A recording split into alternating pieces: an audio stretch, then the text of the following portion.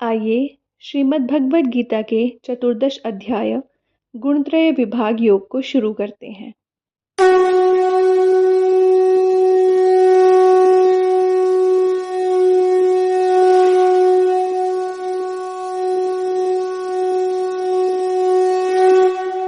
इस अध्याय में भगवान श्री कृष्ण उस सर्वश्रेष्ठ ज्ञान के बारे में बताते हैं जिसे प्राप्त करके बहुत से ऋषि मुनियों ने मुक्ति पाई थी।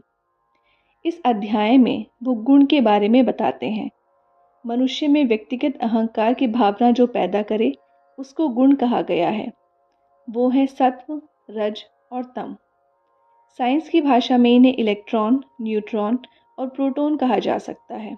इन्हीं गुणों के कारण जो परिस्थितियाँ, स्वभाव, परिवार, कर्म, धन आदि सामने आते हैं, उन्हें अपना मान लेने से मनुष्य खुद इनके मोह में पड़ जाता है। इन गुणों के कम या ज़्यादा होने पर मनुष्य दुख या खुश होता है। जिन लोगों को वो अपना मानता है, उनके जन्म या मृत्यु के कारण वो सुखी या दुखी हो जाता है और इसी को बंधन में पड़ना कहते हैं। सभी विकार प्रकृति से संबंध जोड़ने से ही जन्म लेते हैं, क्योंकि परमात्मा तो निर्विकार हैं।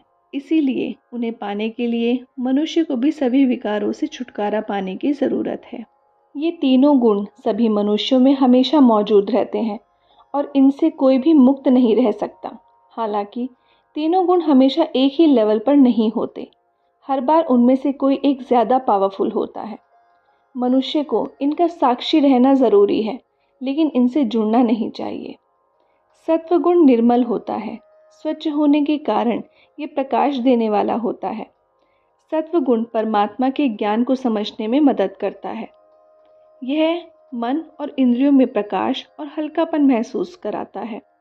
यह मनुष्य को स्थिरता देता है। जब मनुष्य के मन और बुद्धि में सत्व गुण हो तो उसमें कोई विकार नहीं रह जाता, तो उसे सुकून और शांति का अनुभव होता है। तब उसके मन में यह विचार उठता है कि ये सुख, ये शांति मेरे मन में हमेशा बनी रहे। लेकिन जब उसे ये शांति महसूस नहीं होती तो उसे अच्छा नहीं लगता और वो इच्छा करता है कि काश मुझे वो शांति, वो सुकून फिर से मिल जाए। तो ये जो इच्छा का उठना है, जो अच्छा लगना है और अच्छा ना लगना ही सुख की चाह को दिखाता है, जो मनुष्य को बंधन में बांध देता है। रजोगुण को राग के समान कहा गया है। राग यानी जिस चीज़ से मनुष्य को सुख का अनुभव होता है, मनुष्य को उससे राग यानी लगाव हो जाता है। ये कोई सामान, इंसान, घटना आदि कुछ भी हो सकता है। राग से इच्छा और तमन्ना का जन्म होता है। जब मनुष्य की कोई इच्छा पूरी हो जाती है तो उसके मन में विचार उठता है कि वो स्थिति हमेशा वैसी ही बनी रहे और आगे भी इसकी इच्छाएं ऐसे ही पूरी होती रहें। इस तरह उसके मन में और इच्छाएं जन्म लेने लगती हैं, जिस कारण मनुष्य ज़्यादा कर्म करने और उनसे फल पाने के लालच में पड़ जाता है। जैसे जैसे रजोगुण बढ़ता है, वैसे वैसे ये इच्छा और आसक्ति भी बढ़ती चली जाती है और बस मनुष्य इसमें फंस जाता है।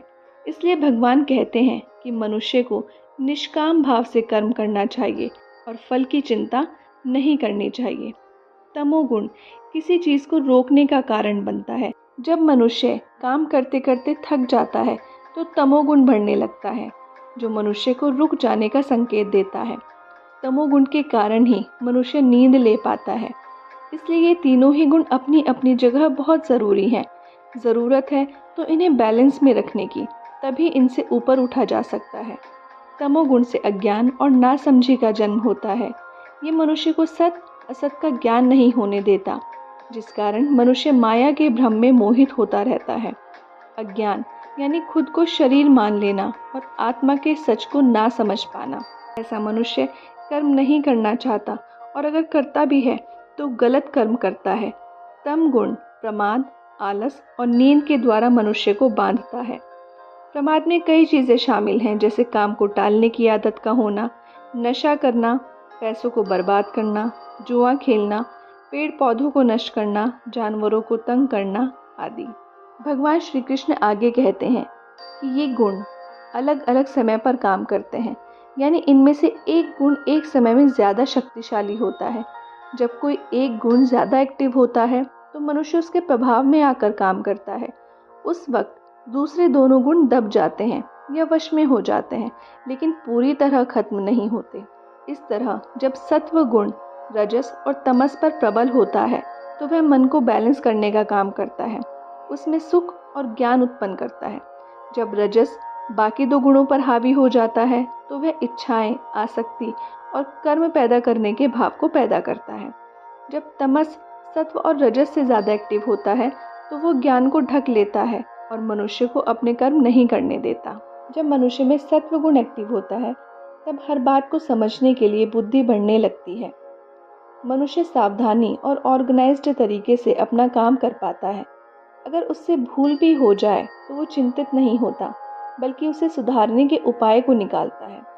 उसके विजन में क्लैरिटी होती है। जब सत्व गुण बढ़ा हुआ होता है तो कान गलत बातें या शब्द सुनना पसंद नहीं करता, आंखें गलत चीज़ें देखना पसंद नहीं करती, जीभ गलत शब्द नहीं कहती और जो कहती है वह सोच समझकर कहती है, और मन संसार की कामुक वस्तुओं की ओर आकर्षित नहीं होता। सत्वगुण बढ़ने पर ज्ञान भी बढ़ता चला जाता है। जब स्वभाव में ये लक्षण दिखने लगे तब समझना चाहिए कि ऐसे मनुष्य में सत्वगुण बढ़ा हुआ है। श्री कृष्ण आगे कहते हैं कि मृत्यु के समय भी मनुष्य की जैसी मति होती है वैसे ही उसकी गति होती है। मनुष्य के मन में जीवन भर विचार लगातार चलते रहते हैं। आज के विचार कल की सोच पर बने हैं और आज के विचार का असर आने वाले कल पर होता है। उसी तरह मनुष्य जीवन भर जिन विचारों को मन में रखता है या जिस बारे में ज़्यादा सोचता है, मृत्यु के समय भी वो विचार बने रहते हैं और मृत्यु हो जाने के बाद भी उसका असर बना रहता है, जिसके आधार पर आगे का जन्म मिलता है। इसलिए अगर मृत्यु के समय सत्वगुण प्रबल हो तो मनुष्य शुभ कर्म करने वालों के निर्मल और ऊंचे लोक में जाता है, जहां उसे आनंद और सुख मिलता है। सत्वगुण के बढ़ने पर हमें इस लालच में भी नहीं पड़ना चाहिए कि वो सुख और शांति की स्थिति हमेशा ही बनी रहे। सुख और दुख सिक्के के दो पहलू हैं जो आने जाने रहते हैं। बस हमें ये जानना ज़रूरी है कि सत्व गुण को बनाए रखना है, जिससे हम बंधन में ना पड़ें। इन सभी गुणों से ऊपर उठा हुआ मनुष्य अपने नाम से कोई संबंध नहीं जोड़ता।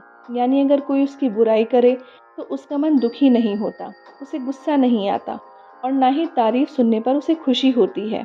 वह हर समय एक संभाव में बना रहता है। अक्सर होता ये है कि मनुष्य अपने स्वभाव और स्वार्थ के अनुसार किसी को अपना या पराया मानता है। इसी भावना से राग और द्वेष जन्म लेते हैं। लेकिन गुणों से ऊपर उठे हुए मनुष्य के लिए दो का भाव खत्म हो जाता है, इसीलिए वो सबको समान भाव से देखने लगता है। ऐसे मनुष्य में धीरज भी बहुत होता है, जो मान अपमान को महत्व ना दे, यानी जो ये जान जाए कि मान और अपमान तो शरीर का होता है और मैं तो शरीर हूँ ही नहीं, तो कैसा मान और अपमान, मैं तो एक शांत आत्मा हूँ। आगे श्री कृष्ण वो रास्ता बता रहे हैं जिससे मनुष्य इन गुणों से ऊपर उठ सकता है।